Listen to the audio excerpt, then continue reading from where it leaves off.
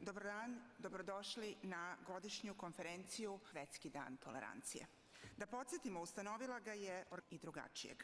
Tolerancija i ravnopravnost, gospođu Brankicu Janković, poverenicu za zaštitu ravnopravnosti, politiku, navike i često koji svojim radom doprinose da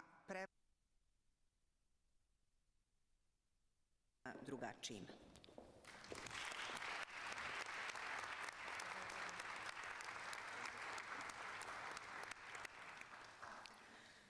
Drugo mesto pripalo je Gorici Nikoli, njihovi roditelji.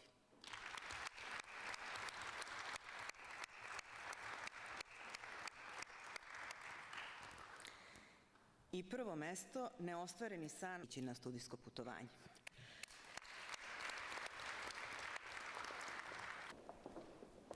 I takođe želim da vas obavestim da je naš drugi partner na ovogodišnjoj konferenciji, ambasada Ujedinjenog Kraljevstva, u znak podrške godišnjoj medijskoj nagradi, koje su prvonagrađeni prethodnih godina išli da uče najbolje novinarske